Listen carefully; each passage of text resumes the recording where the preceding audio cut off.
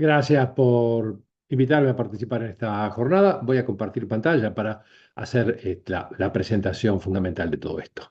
Muy bien.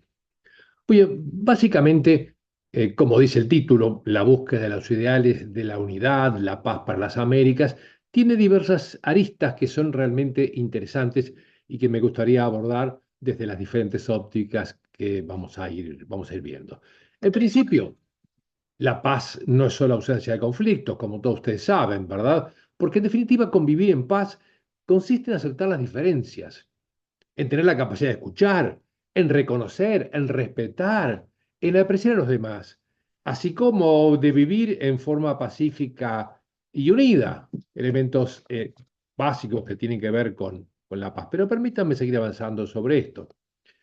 Cuando preparaba esta presentación, un colega me dice, pero ¿no será que deberés plantear la vigencia de los ideales de los próceres de las Américas vistas de hoy?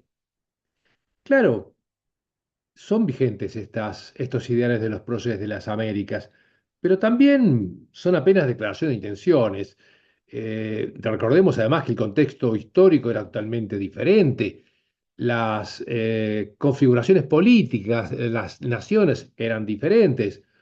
Por consiguiente, lo que puedo rescatar son aquellos ideales que tienen que ver justamente con la paz, con la integración, pero falta cómo implementarlo, elemento importantísimo, ¿correcto?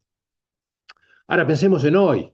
¿Es posible lograr cooperación y paz? Tenemos casos específicos como el de mi país, Uruguay, con un presidente liberal, con un presidente que comanda un país que es un ejemplo en América Latina en lo que tiene que ver con la transparencia de sus instituciones, en lo que tiene que ver con las garantías del sistema electoral, en lo que tiene que ver con la libertad, en lo que tiene que ver con el libre comercio, en el que tiene que ver con la seguridad de las inversiones, pero no en todos lados esto es así y obviamente eso marca unas diferencias interesantes cuando nos ponemos a ver cómo podemos coordinar cosas entre un país y otro. Veamos nomás la guerra entre Ucrania y Rusia con estos dos protagonistas. El asunto es que existen diferentes interpretaciones frente a un mismo hecho.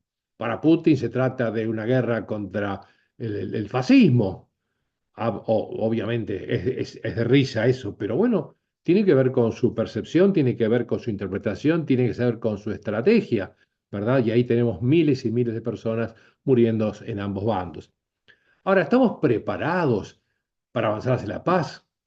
Porque para avanzar hacia la paz es necesaria una educación basada en el respeto de la dignidad de los demás y de sus derechos. Asimismo, obviamente, la resolución pacífica de los conflictos todo en un marco de diálogo constructivo, de solidaridad, de cooperación entre todos los individuos. Algo que sin duda no es fácil, ¿no es cierto? Ahora, nos encontramos en una sociedad consumista, encontramos en una sociedad cuyos valores están siendo trastocados, estamos en una sociedad también agresiva. Ahora, ¿es posible cambiar la actual sociedad para enfrentar un mundo mejor, un mundo de paz, un mundo de solidaridad, un mundo de cooperación? Pero pensemos, ¿será que los conflictos son verdaderamente inherentes a la condición humana, como muchos dicen? Sí, puede que sí, pero podemos gestionarlos, podemos evitarlos. La paz es posible, la cooperación entre las personas es posible. La convivencia es posible. El asunto es que el ser humano huye de la ambigüedad, de la incertidumbre en su vida, pero también en lo que tiene que ver con otros y esas relaciones que tiene con otras personas, con otros países. Siempre las personas están en la búsqueda de la seguridad. Y la seguridad es justamente uno de los pretextos fundamentales para los conflictos, ¿no es cierto? La clave es que es muy difícil ver más allá de lo que me permite mi creencia. Si no veo caminos, los caminos no están. Y para emprender el camino de la paz es necesario ver que esa paz es posible, ¿verdad? Tiene que ver con cómo pensamos, cómo vemos el mundo, porque somos y nos convertimos en lo que decimos y pensamos de nosotros, pero también en lo que decimos y pensamos de los demás, no solamente de nosotros, ¿verdad? Porque eso hace a las diferencias que vemos y a la veces no aceptar esas diferencias. Por ejemplo, en muchos países no se cuenta con una justicia transparente, rápida, segura, confiable. Y esto es sinónimo de conflicto. Muy bien. En los modelos tradicionales se habla de que el camino hacia la paz se enfoca en diferentes aspectos. Por ejemplo, obviamente vivir en democracia, que no todos los países se encuentran en esta situación. E incluso hay democracias que no son democracias tan plenas ni muy transparentes. Y como decía recién, que la justicia exista, que la justicia sea confiable. Asimismo, que haya un proceso de desarme que sea creíble y práctico. ¿Cuántas veces escuchamos en su momento el desarme de armas nucleares y hoy las armas nucleares siguen estando por todos lados y hay amenazas permanentes de eso?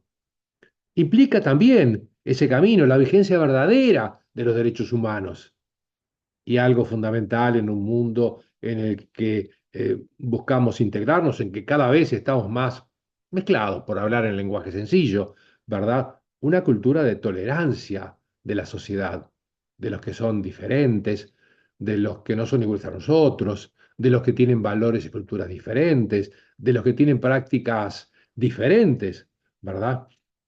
La clave es entonces la vigencia del respeto de la diversidad cultural.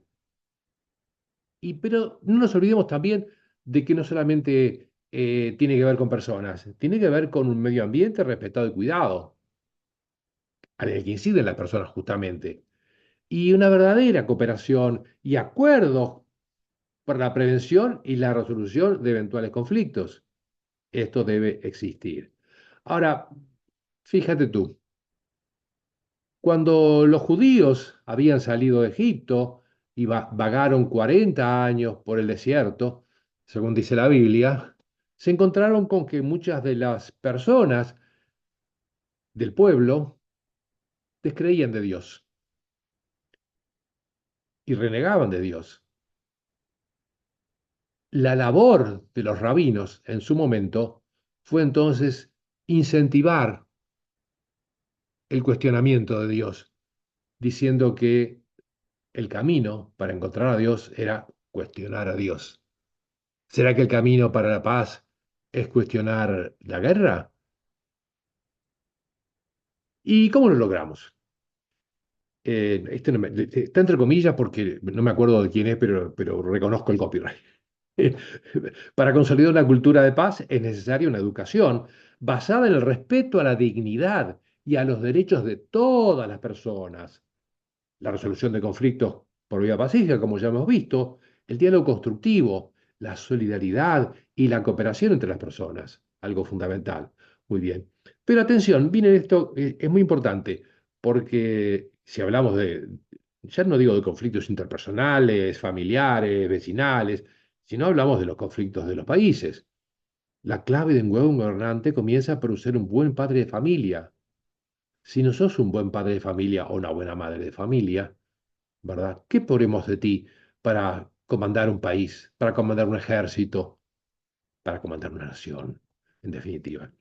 La clave en este camino de la paz es la familia y los valores.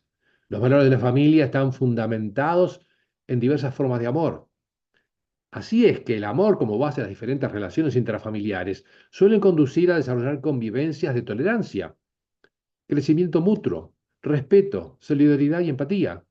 ¿Dónde nace la paz? Nace en la familia, nace en sus valores, porque la familia nos entrega valores y creencias, y esas hacen que seamos personas de determinada forma, ¿correcto? La clave es entonces, si nos encaminamos a la paz, el cambio. Cuando cambias tú, cambia el mundo. Cambio yo y cambia el mundo. El mundo influye en mí y yo influyo en el mundo. La clave es intenta dejar el mundo mejor de que lo encontraste. Pero como bien dice mi estimado amigo Rey Vanegas, comienza por ser el Mesías en tu propio pueblo. Da el primer paso. El camino hacia la paz da el primer paso. Empieza por tu familia, empieza por tu pueblo, empieza por tus amigos, continúa por tu país, continúa por el mundo. Comienza a ser el Mesías de tu propio pueblo. Yo les agradezco mucho haberme escuchado. Estas pocas palabras, lamentablemente, me dieron pocos minutos, pero no quería dejar de pasar este mensaje. Muchas gracias. Acá estoy con mi esposa, porque como estamos hablando de la familia, no podía dejar a mi esposa afuera, no tenía la foto de mi hija a mano. Por eso no la incluí también. Muchas gracias entonces por participar en esta instancia junto a mí. Gracias y hasta luego.